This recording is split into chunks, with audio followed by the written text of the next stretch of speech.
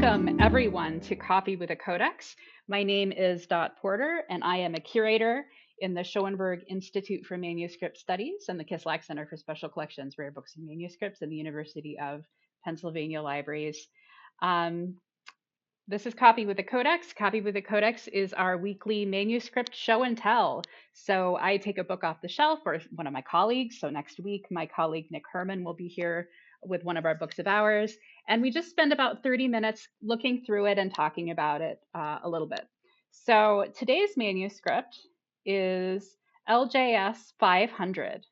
LJS means it was from the collection of Lawrence Schoenberg, Larry Schoenberg, and he donated his collection, or his wife donated his collection after his death. Although this manuscript is on deposit, which means we don't own it yet, but it is in our collection. So I don't know what the future plan is, but we at least have it on the shelf, which is great. This is a really interesting to me manuscript. It's 15th century.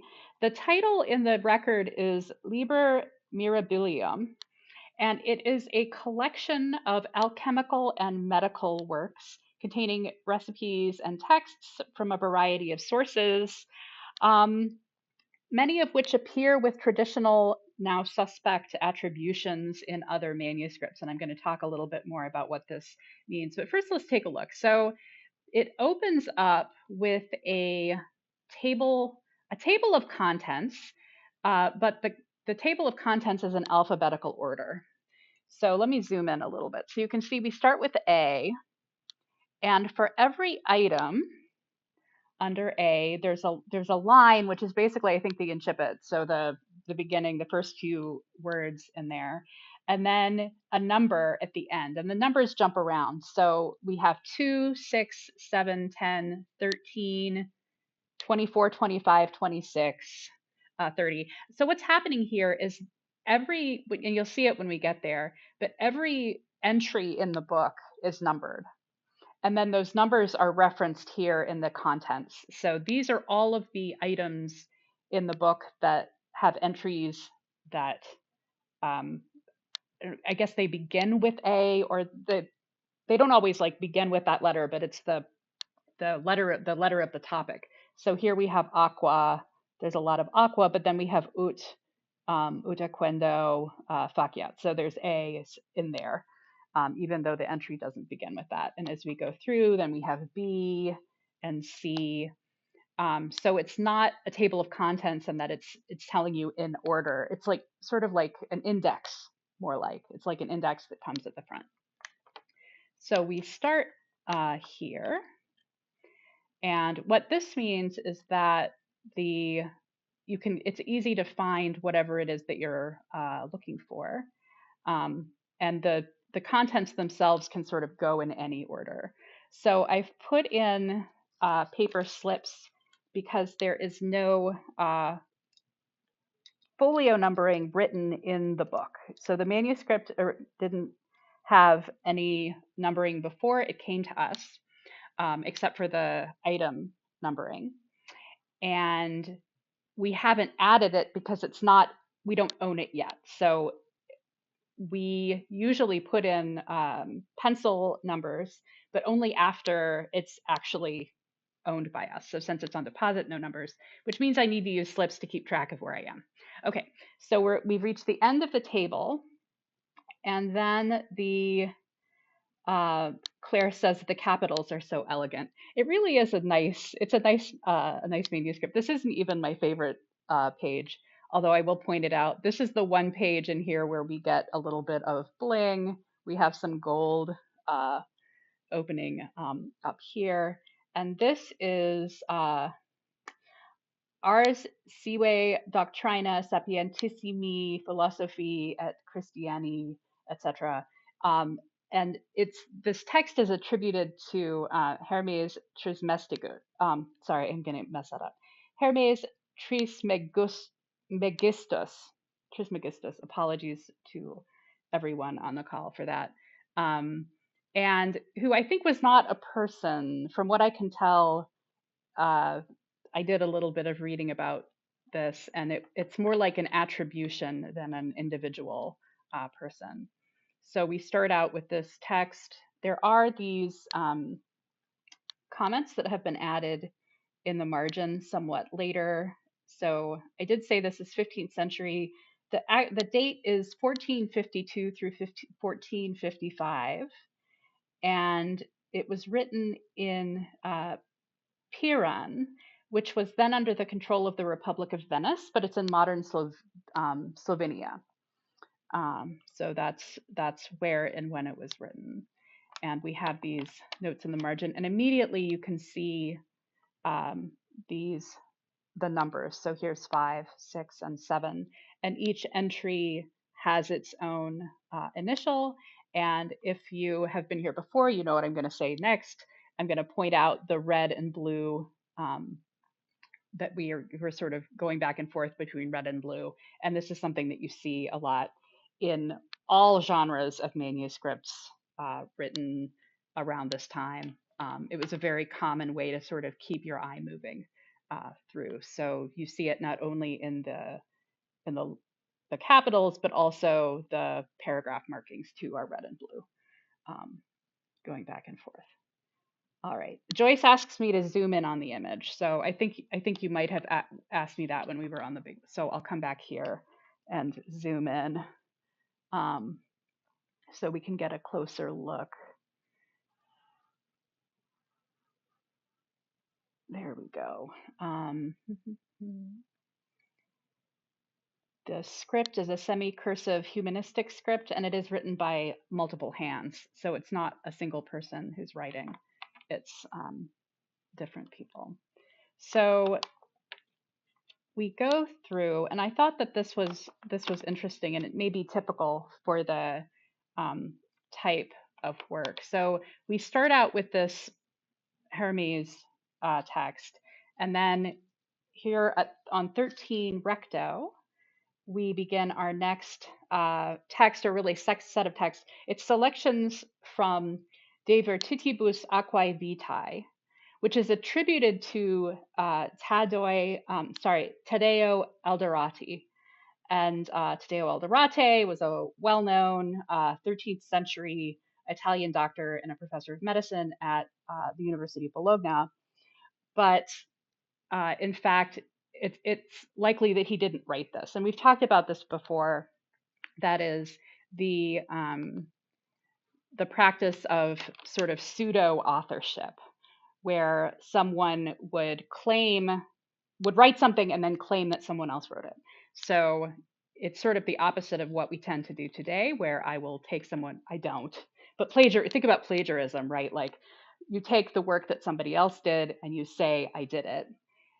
This is sort of the opposite of that, where I'm going to write something. It would be like if I wrote a story and then I told everyone that Stephen King wrote it and try to get people to read it for that reason. And so that's what is, and not only this text, but the other texts in this one too. Again, it's sort of unclear if the person who they're claiming wrote it. So this is this text. So I have a question from Alyssa. Do the marginal phrases correspond to the index entries?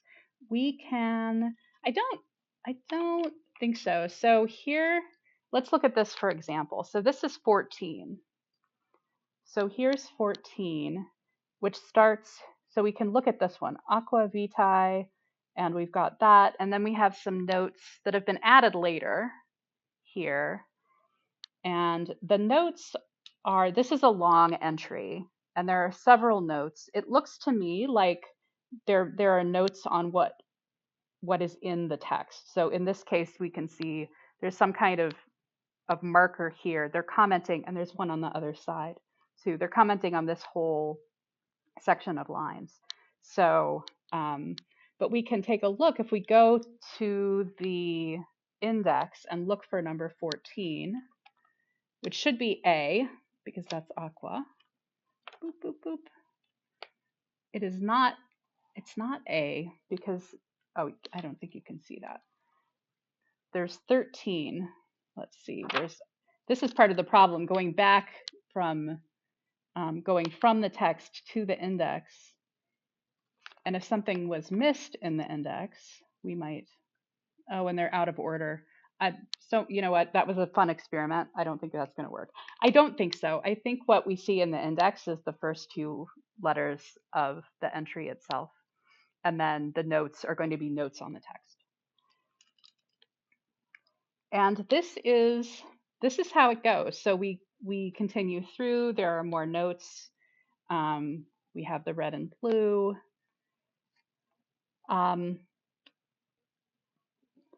We have these places where new entries start. I think that this must be another section of the same text, the 13 recto, the the Tedeo, the text attributed to Teo El Durate. And now we're at 17. But there aren't always indications of where the text is, where it changes from text to text, and I'll show you that in a moment. So here's another, somebody in the chat commented on the maniculum, and so here's another one there. There's several of these. They almost look like feathers. I think they're kind of lovely.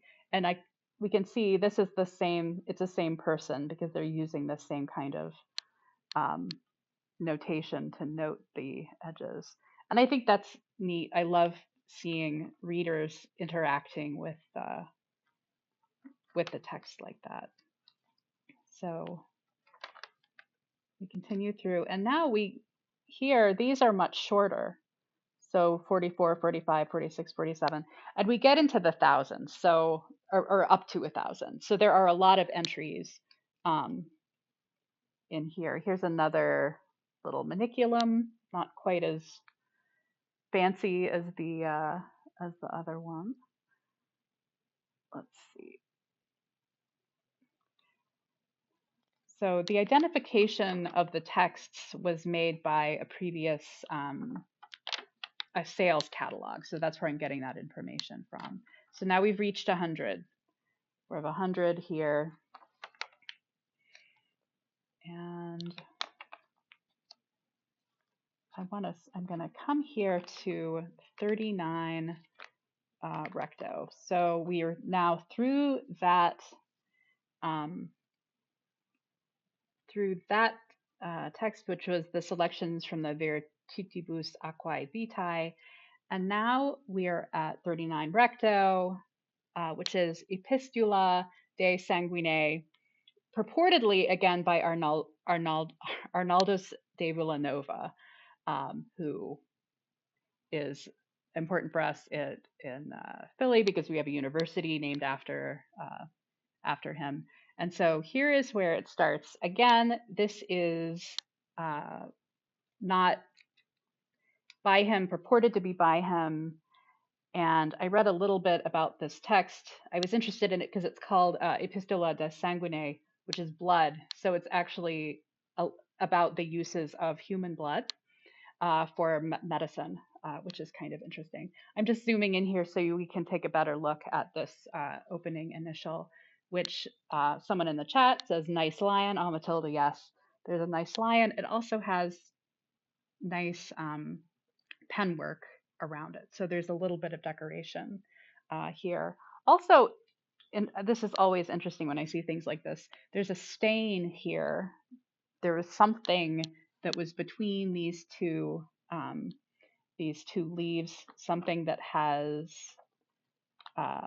it looks like it was probably metal because I think that looks like a rust stain, maybe. So something got stuck in there, which is kind of fun to see. Winston says it has to be blood. I wasn't going to say it, but since you said it, it could be blood since we have a text here that's about the medical uses of blood. Maybe someone was doing some experimentation while they were working on it. Sorry, there we go. Okay. So we've got this text for a little bit. This isn't too long, but we keep going, and it's still is being numbered, and the number is continuous. So the numbers are not starting over because we would want this obviously for our indexing. We want to make sure that everything gets its own number and nothing gets repeated. So here we are. And then when we get to the next text, the first and not the last time that this happens, there's actually no indication that a new text is starting. So my record is telling me that in 46 recto, we move from the purported Villanova text to medical recipes. So I don't know which one because the scribe is not telling us. Maybe the scribe doesn't even know. It could be that they're copying another text, but somewhere in here. Oh, Elisa is taking the scribe to task because it not restarting the numbering doesn't follow Chicago style. I rather think the scribe wouldn't care, which is good for the scribe, I think. So now we're at what did I say? Medical recipes, unidentified. I don't know if these are known elsewhere or if they're. I mean, most likely they've been copied from someone else, right? Oh, here's another one of these great little manicules there, and more of the same person making the notes with those lines in the margin. I think I probably also made the manicule because it's been alongside them. Right. And then we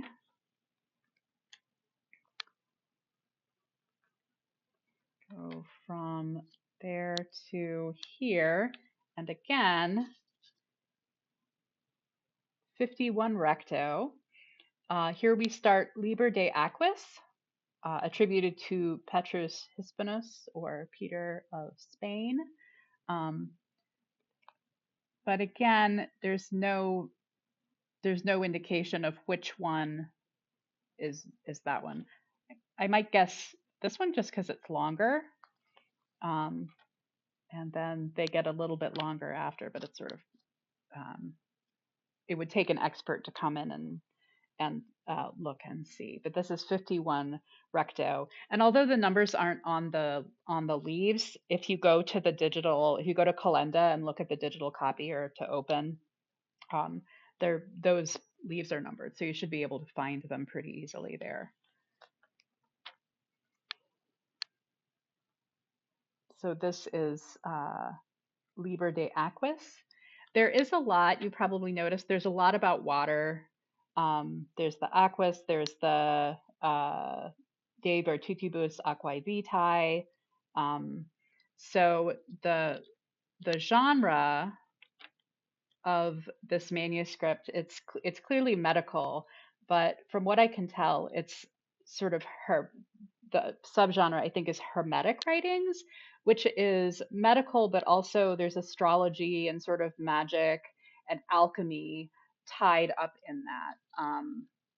So that is the subgenre, and it gets the title Hermetic from Hermes. The first text in this, remember, is attributed to Hermes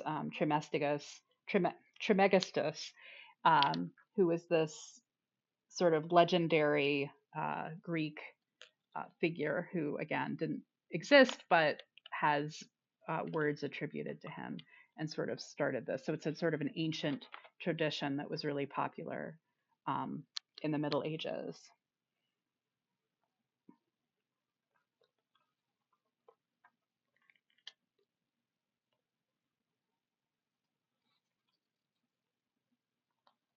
This is 60. We actually have a number here down in the corner. 60. Can you see that? There we go. 60. One leaf numbered, which is helpful. And then we get to 61, and this is where we have a new text starting. 61. Epistola Magistri Ornaldi de Villanova ad Magistrum Jacobum de Toledo. So this is letters written between, or maybe it's, oh no, here we go. That's the end, and then this is where this starts. So letters between the Villanova and who did I say? Jacobum de Toledo. again, attributed to, not necessarily by them. And I'm going to zoom in a little bit just so we can admire this this initial. And in the margin it says de sanguine. So this is the blood, but my record is saying that the blood is the previous text. So I don't know who to trust here, but I'm going to say that there's a note there that is, but maybe it's marking the end of it. I don't know. And this is a later hand. So that is, oh, let's see. There are some notes that I've missed in the, okay. Winston, waters in these sources, especially aquavita, mean distilled alcohol. Oh, which became popular in alchemy and booze in the 14th century. Thank you, Winston. Yes, I think I'd heard that before, but I had obviously forgotten. So thank you. That's important to note because water is very different from distilled alcohol in a lot of ways. Anna says Hermeticism influenced theosophy in the early 20th century too. Oh, that's interesting. All right, Alyssa, the lines are all very even. Do you see much evidence of ruling? That is an excellent question, and it's one that I can answer. I don't see, so when pages are ruled, sometimes you will see prick marks out in the margins, and there's no prick marks, which just could mean that they've been trimmed away. You also can see lines drawn. I am actually not, I'm gonna zoom in a little more. So can we see, I am not seeing lines. Also those, yeah, I am not seeing lines drawn at all, which is interesting. I don't, well, hold on. It looks like there could be a line right here. Do you see there's a line down here, which could be the side of the frame? And oh, and I see one, actually I see it on the other side here. So I think there is ruling. It's just very light and perhaps has not aged very well. But thanks for that question, because that's one I can answer.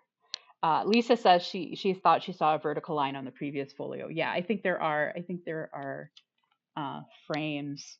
They could have been erased. I'm not sure, or they were just very light to begin with and didn't age. Let's see. Anna, Humano, is it saying that the red ink is human blood? This is in reference to the note here. I don't think so. I think it's in reference to the content of either the previous text or this text. That would be interesting though if it was. Let's see. Erica says the scribe could have laid some sort of ruler on the paper and written above it, but not put the lines directly on the paper. I mean, that's possible. I've never heard of that. There could have been something behind it, but this is not very. It's not that translucent, so I don't know how that would have worked. But that's interesting to think about how to write straight lines when you don't have ruling lines. And I just don't know the answer to that. So 63 recto is on this side, and this is where we begin our section on what the record calls household preparations. And again, there's no indication of the change in text, except that we have a long section that then on number 588, we have short sections. So I'm pretty sure that's where it's starting. It's starting right here. Household preparations. And the household preparations go on for about 30 leaves. So there are a lot of these. Again, it's not identified in the record what exactly this text is. Presumably it's copied from somewhere else, and also not what exactly they are. I would love to see a transcription or well, a translation of these sections to see what exactly these the medical recipes section, and then this section on household preparations. Oh, I will point out I'm noticing here that the framing line is darker here than it was, I think, earlier. So here you can really see, or at least I'm seeing there's quite a line here. I'm still not seeing the lines going across though. Let's see. Heidi says the downstrokes are very smooth and continuous. I don't think that could work. That's in reference to Erica's suggestion that it be written over a ruler. And Anna says, was the paper reused? I get shadows of lettering look like underneath or on the other side of the page. So this is parchment. It's not paper, it's parchment, so it's made of animal skin. And this does not show any indication of having been reused. Usually if it's been reused, you'll see a stronger indication of other text sort of written across, and I'm not seeing that here. Let's see. Winston says, I see a lot of those entries starting with SAPO, S-A-P-O, which would be soap recipes. Oh, and that's an indication, I guess, of sort of household, that you have soap that you're making at home. So that's neat. Let's see.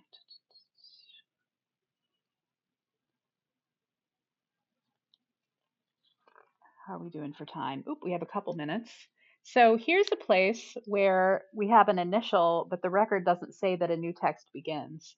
So there we go. And there's a lovely manicule here and some more of this really nice art. I love manuscripts that are pretty when they don't have to be. Like this is not a manuscript that was made to be beautiful, and yet it still manages to be quite pretty. Like the scribe had a nice time with this, and I just think that's lovely. Let's see. Matilda says, depending on how thin it is, parchment has some level of translucence. The guide could be underneath for the first page, then the recto is the guide for the verso. Oh, I hadn't thought of that. That's a good idea. Here's another pretty initial. Let's see.